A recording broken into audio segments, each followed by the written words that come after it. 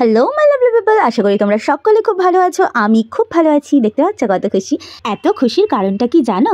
তো এর জন্য তোমাদেরকে একটু টাইম মেশিন করে আগে যেতে হবে। আজ সকালে 25 ডিসেম্বর, আজ সকালবেলা চলো প্রথমে তোমাদের নিয়ে যাই। তো সকাল সকাল ঘুম থেকে উঠেই পাঠিয়ে দিয়েছে স্যান্টা আমার জন্য গিফট।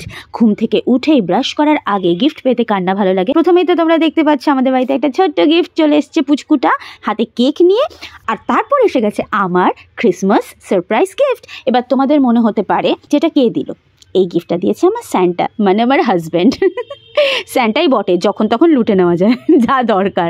ছোটবেলায় ছিল বাবা, বড় হয়ে হয়েছে হাজব্যান্ড। এই গিফটসগুলো খুলে আমার তো ভীষণ ভীষণ আনন্দ হলো, কারণ প্রত্যেকটা জিনিসেরই আমার খুব নিড ছিল। এবার তোমাদের মনে হতে পারে যে আমার নিড হওয়া জিনিসগুলো আমার হাজব্যান্ড জানলো কি করে। তো ও কি করে, ওর যখনই আমাকে কিছু সারপ্রাইজ দিতে ইচ্ছে হয়, স্পেশালি বিউটি প্রোডাক্ট, তখন ও আমার মোবাইল খুলে আমার কার্টে থাকা জিনিসগুলো ধারাধার অর্ডার দিয়ে দেয়।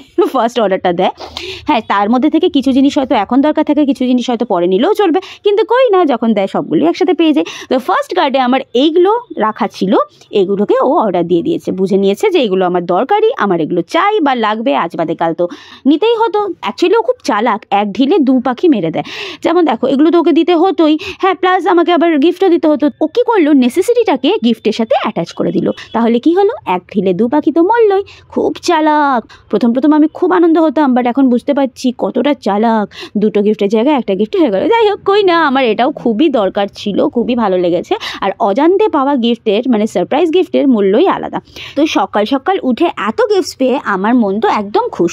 এরপর সারাদিন কিছু না করলেও চলবে। কি কি পেয়েছি তোমরা দেখতেই পাচ্ছ। আর ওইদিকে তো দেখলেই পুচকিটা কি কাকে কাকে ইনভাইট করতে হবে ওই লিস্ট নিয়ে বসে আছে। তো মোটামুটি আমার এখানে ফেশিয়াল কিট ফিট সমস্ত কিছুই অর্ডার দেওয়া হয়ে গেছে। সবই ফেসের আইটেম বেশিরভাগ। তার মধ্যে থেকে আমার সবচাইতে বেশি ইউনিক লেগেছে বডি লোশনটা, কারণ ওটা জেল বেসড। আর তোমরা ইউজ করেছো কিনা আমাকে কমেন্ট বক্সে জানিও। এটা কিন্তু আমার ফার্স্ট টাইম ইউজ হবে, কারণ এর আগে আমি জেল বেসড বডি লোশন কখনোই ইউজ করিনি।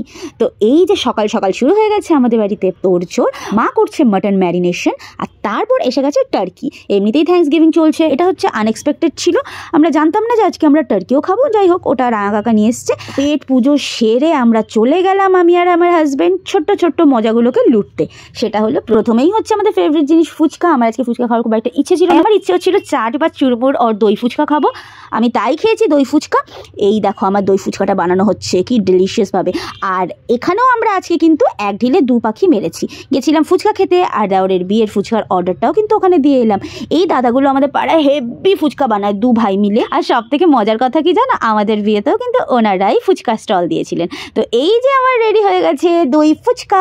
দেখো, দেখে তোমাদের জিভে জল আসছে কিনা সত্যি কথা বলো।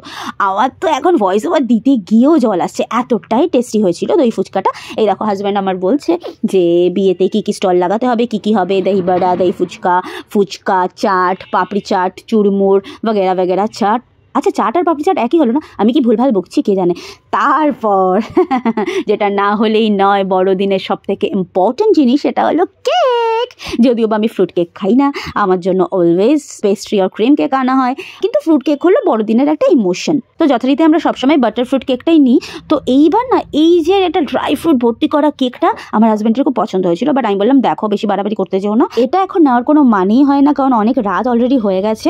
তো এখন এত বড় কেক মানে ফ্রিজে জায়গা খাবে, আর এত ফ্রুটস, মানে এত ড্রাই ফ্রুটস, আমি জানি না, আমার একদম পছন্দ হয় না বেশি ড্রাই ফ্রুটস। আমি এরকম আনকমন, বেশিরভাগ লোকের ড্রাই ফ্রুটসের জন্যই কেক ভালো লাগে।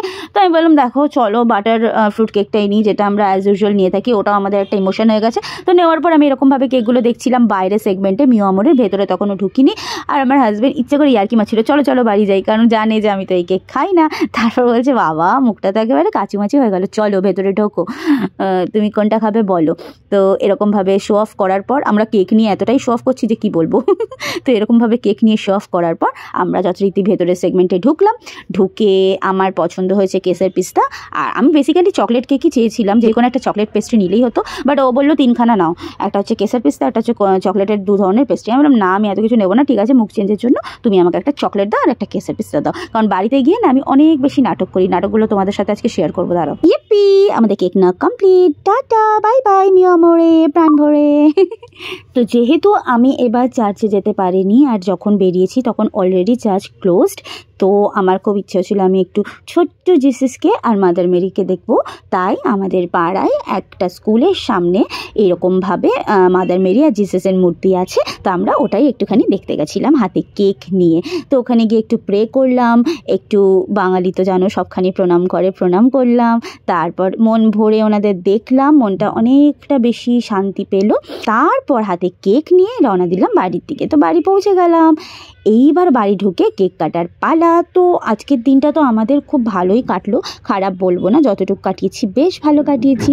তো কেক নিয়ে মাকে সারপ্রাইজ দিলাম, কারণ মাও ভেবেছিল যে আজ বোধহয় কেক আর খাওয়া হবে না, কারণ বাড়ির কোনো সদস্যই আজকে কেক আনেনি। এরকম আমাদের কোনো বার হয় না, প্রত্যেকবারই সকাল থেকে আমরা প্রচুর কেক বাড়িতে আসে, অনেক রকমের কেক খাওয়া হয়। তো এবার আসেনি, কেউ ছিল না ছেলেরা বাড়িতে, তো মায়ের মনটা একটু খারাপ ছিল। আমি বলে গেছিলাম মা যদি আজকে 12টার আগেই তুমি কেক কাটা দেন, তো মাকে দিয়ে কেকটা কাটিয়েছি। এবার মায়ের মুখেই শুনে নাও মায়ের কেমন লাগছে। কেমন লাগছে? ভালো হয়েছে তো, ভালো। বড়দিনে কেক না হলে ঠিক মনটা ভালো লাগে। হ্যাঁ, এই যে তোমাকে বলেছিলাম না যে আমি একটুখানি পাকামি মারি, পাকামিটা কি মারি কেক নিয়ে ওটা একটু দেখে নাও।